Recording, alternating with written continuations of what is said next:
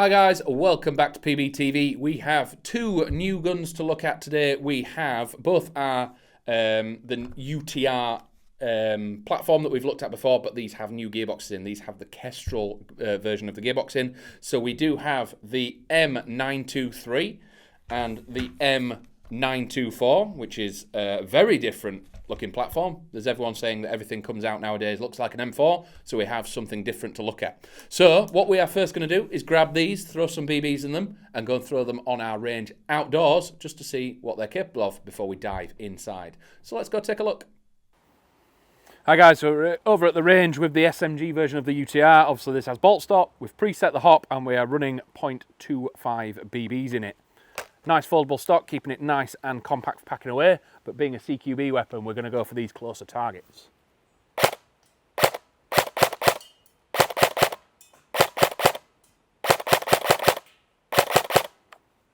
And a bit of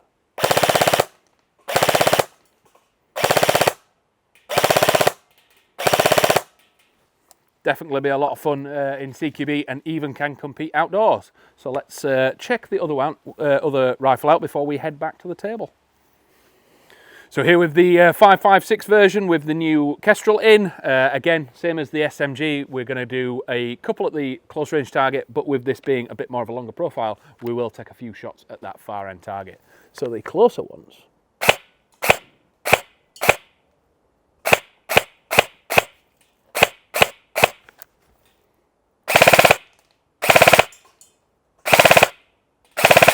Let's see what it's like at long range.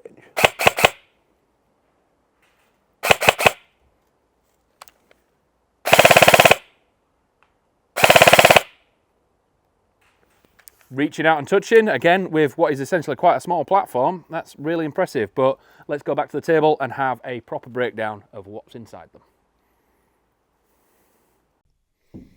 So guys, you can see the actual BBs flying down range on these. Very, very impressive, and throwing them through the chrono afterwards. The 923C was about 305 FPS, and the M924, the new quirky looking SMG, was 349.6. So it was very, very close to the limit and very, very consistent as well. That was on a 0.2, so we've then set the hop and ran it on 2.8 outdoors, so you could see what that was capable of doing on this sort of outdoor sort of spec BB that you're going to run. And then once you've set this thing up with its capabilities internally, that we'll come to later with the Kestrel, these things are going to be absolutely savage on the field. So the first one we'll look at is the M923C. You may have seen something similar to this before.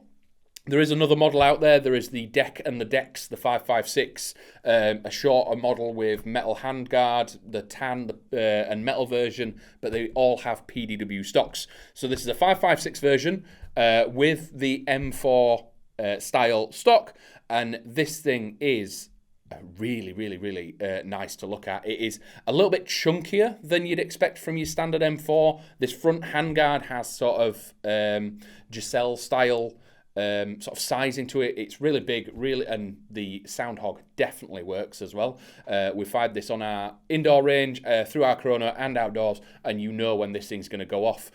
So again, if you play CQB and you want to put a little bit of psychological warfare into your enemies, this is definitely something to look at.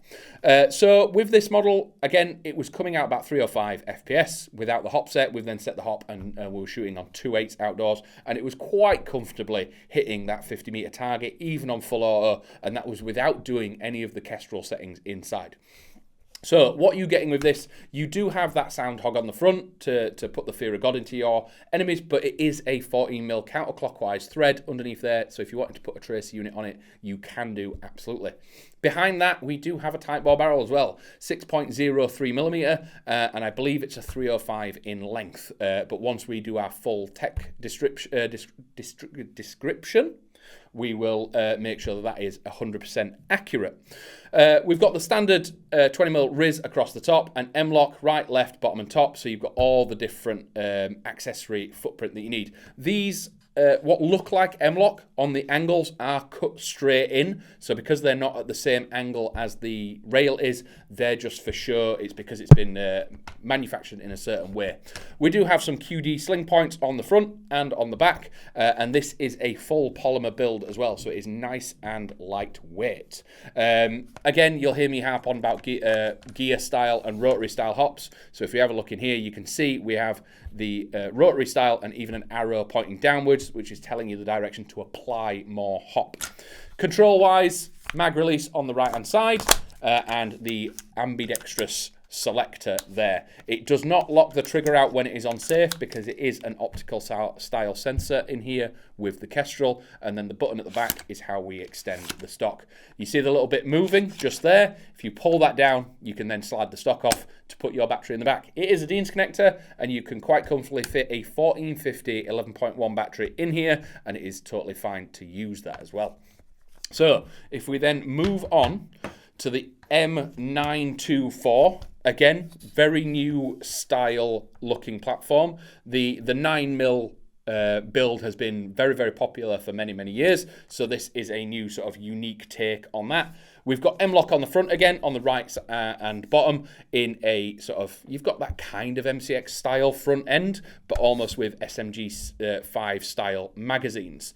The battery compartment in this is just on the front here. So twisting this little lever brings that cap off, and in here again we managed to fit a 1450 11.1 in this compartment at the front, so you will have plenty of battery capacity whilst you're running this thing. Because it is an ETU, it does have that benefit of not drawing as much power, so you will get quite a decent amount of life out of your batteries as well. 40mm counterclockwise thread on the front, so if you are wanting to put a device on this, that is totally fine. Just be aware, if you do swap out the muzzle brake on this and you put a big chunky suppressor on it, this is where your battery compartment is. So if you do end up blocking that, it's just one of them things that you'll have to work with, having to put your battery in and out. But as I've said, you're going to get plenty of life out of it. Riz across the top, and again, this is a polymer build as well, super lightweight, and we do have some extra controls on this one compared to its older, bigger brother over here. We have the standard mag release there, and here is the paddle for the other side, because this one runs 130 round mid-cap proprietary magazines. Two reasons for this. This has a bolt stop switch that is not Kestrel controlled, so it is a physical cutoff. And then on the other side, we have a secondary mag release, and this is the ping pong. So when you throw a fresh mag in, you got the ping pong paddle on the left-hand side, or you can activate it with your finger there. Similar, we have an ambidextrous fire selector. Again, doesn't lock the trigger out. It is a MOSFET safety, so whatever you set this to internally, but we'll come on to that, is what it is doing. Nice little skeletonized stock that can be quite easily thrown over to one side, and underneath there we have some 20mm Riz, so if you want to throw something different on, you do have the options. But again, we will take a little bit of a deeper dive inside this thing now. So inside the new versions of the Eagle system is the Kestrel style gearbox. We've been waiting to get our hands on these so we could see what they are capable of. And they are Bluetooth, straight to your phone, and all the settings are done via your phone. So the main difference between the two that we have here is this one has a bolt stop with a switch on the back that allows you to do cut off when it's empty. The other version and any other Kestrel version have what's called a mag mode. So what you could do on your phone when you Bluetooth connect to it, and we recommend that you do this whenever you get a new Kestrel system, is set this up to your likings. Mag mode is optional. There's various different things that are optional, and out of the factory you don't know how it's set. For example, when we got this one out, its trigger sensitivity was basically on the highest setting, so you had to go all the way back and all the way back every single time, and people were saying, oh, that's a bit of a funny trigger.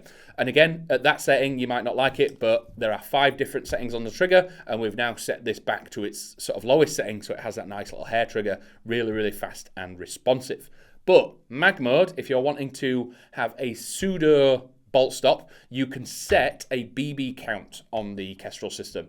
Anywhere from 30 to 100 in sort of 30 BB gaps. So I think it's 30, 60, 80 and 100 are the options. It's not granular, it's just them settings. And every time you fire that many rounds, the gun will shut down. You take your mag out, put a fresh mag in. It could be the same mag. It doesn't have to have BBs in it. It is just a proxy for a bolt lock. So you whip your mag out, throw a fresh one in, and you go for that. So if you're running 120 round mid caps, you could set it at 100, and then rather than going dry on people, it just bolt stops, whip the mag out, throw a fresh one in, and you are good to go. Regardless of how many BBs you fired, if you take the mag out and put the same one back in, that counter will reset.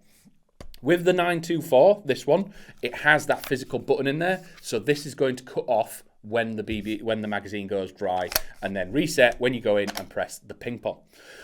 Other features that we have internally is absolutely every type of fire option that you want. So safe is always going to be safe. You can't change that, so you always have a safe option. But on semi and on full auto on the direction of this, you can have safe, semi, so you can have 3 safe options if you want to be absolutely safe. Safe, semi, auto, burst, binary, AUG, and sniper. So what that gives you the option to do is you can have safe go onto burst, and your burst mode can be anywhere from 3 to 10 rounds. So when you pull the trigger, it doesn't automatically do. So if I pull the trigger, it doesn't just then shoot 10 rounds without me doing anything. It just means if you pull and hold the trigger, it will stop after that many rounds. There's been burst modes in the back that all you have to do is touch it and it will fire that many BBs. This one's quite cleverly put together that is just the maximum amount that it will fire. Obviously, we've got binary mode that we've all know and love these days, that every time you pull the trigger, it will fire a BB, and then when you release the trigger, it will fire a BB.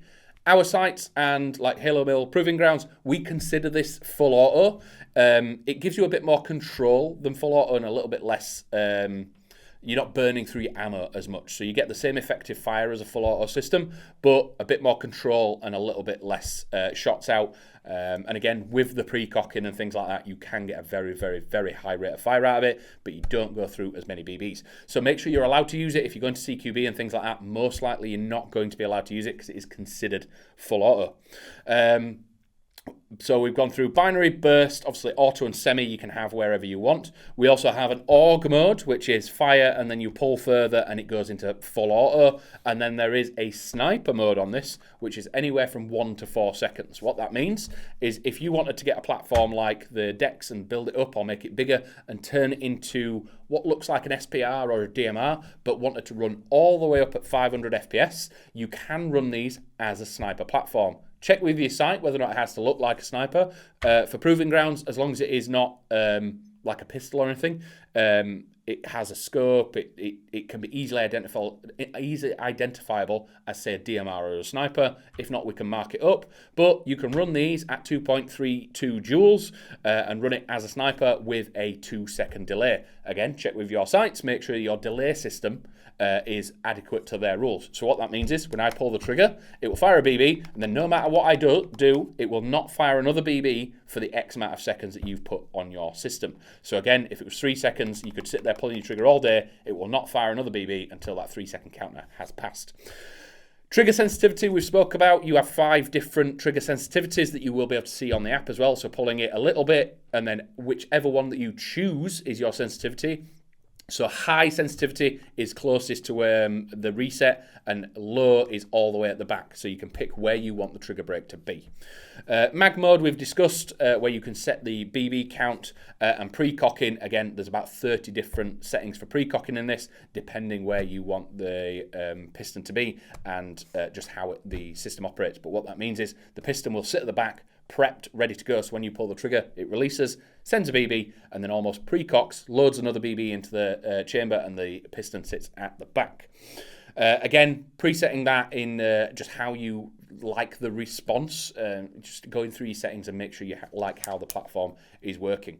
There is a gear option in here, probably not anything that you're really going to touch unless you're a tech and you want to change this to a DSG, so you can decide whether, and this is for it counting the teeth and the MOSFET doing its business, that it can be a single or a dual sector gear system inside. So if you do want to get a very, very high rate of fire, I mean, this thing's chucking out 18 rounds a second, so totally achievable. If you want to go even faster and you want to DSG it, the option is there in the Kestrel. Rate of fire, so again, if you do have that rate of fire and it's a little bit high for some sites, there is a 40 to 100% restriction possible inside the Kestrel, so you can restrict your rate of fire, and there is also a battery checker. LIPO and life, so depending which batteries you're using, you select the right battery and it will tell you via a percentage how full your battery is. So if you're mid-game or you're just walking out of a game, you can just check your phone, what's my battery like, I'll change it now, rather than running dry whilst out in the field.